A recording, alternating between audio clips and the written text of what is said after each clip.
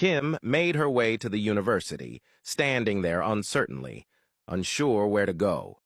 She had lost the privilege of staying on campus since she had withdrawn from school some time ago.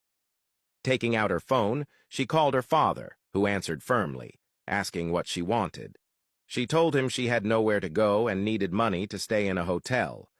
Furious, he reminded her that he had given her countless chances and that she had brought this upon herself. He insisted that she needed to learn a lesson and could only return home when she became a better daughter. Before she could respond, he hung up. Standing there, lost and overwhelmed, Kim couldn't believe how everything had unraveled. Just then, she spotted a friend from class passing by. Rushing to her, she asked if she could stay in her dorm for a while. The friend, surprised to see her, asked if she was okay and mentioned that her disappearance had worried the lecturers since she had been one of the smartest students in class. Dismissing her inquiries, Kim insisted that she needed help and asked if she was willing to assist or not.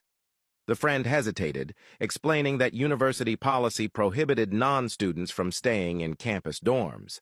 However, since Kim had helped her with schoolwork in the past, she decided to make an exception. She told Kim that she rarely stayed in her room and handed her the keys. Kim, relieved, thanked her. The friend looked at her and expressed hope that she would return to school, emphasizing that she was too intelligent to give up. With that, she walked away. Feeling grateful that she had at least secured a place to sleep, Kim proceeded to the dorms. Meanwhile, Woobin arrived home and noticed Yuna's purse on the couch. Picking it up, he chuckled to himself, thinking about her. He found her persistence and determination to chase after him amusing. He had encountered many women who pursued him, but none had been as relentless as Yuna. Most eventually gave up when he refused to open up to them. He touched his lips as he recalled how she had taken the initiative to kiss him earlier that morning. He found that both cute and attractive. As he considered texting her about the purse, he stopped, remembering the promise he had made to Sunjin. He then glanced at the message he had sent to Minsu and noticed that she had not responded. Placing the purse back on the couch, he walked away. Later that night, Sunjin and Minsu lay in bed together. Holding her in his arms, he told her he couldn't wait to see her in her wedding gown walking toward him. Minsu smiled, admitting that she still couldn't believe their wedding day was approaching. She reminisced about when they first met, and Sunjin, looking at her, said it was the best day of his life.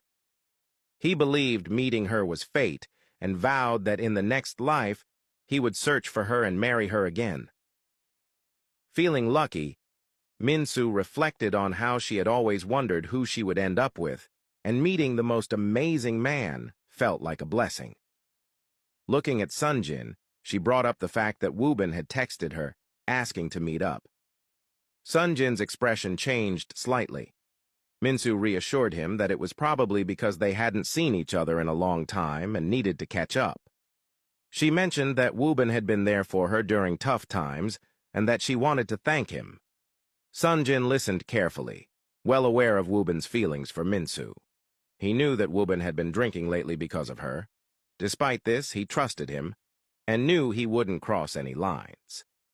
Deep down, he was happy that Minsu had softened Woobin and made him realize that he had emotions after all. Snapping out of his thoughts, he told Minsu that she could meet up with Woobin. She smiled, saying she would let him know when she was ready. Pulling her closer, Sunjin looked into her eyes and mentioned that there was an important topic they needed to discuss. Minsu, curious, asked if something was wrong. Sunjin, still holding her, admitted that the reason he had never made any advances toward her was out of respect, assuming she wanted to wait until marriage. He confessed that her reaction the previous night had made him wonder if he had been wrong to make that assumption without consulting her. Minsu smiled, assuring him that she appreciated his respect and that she was comfortable waiting until they were married. Sunjin, relieved, pulled her even closer, whispering that their wedding was almost here and that he couldn't wait for their wedding night. Minsu blushed, understanding exactly what he meant, and laid her head on his chest, wishing that moment could last forever.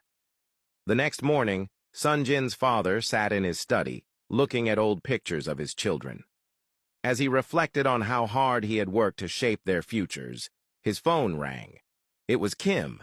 Answering the call, he asked if she was okay. Kim requested to meet him, and he agreed, suggesting they meet at the golf course.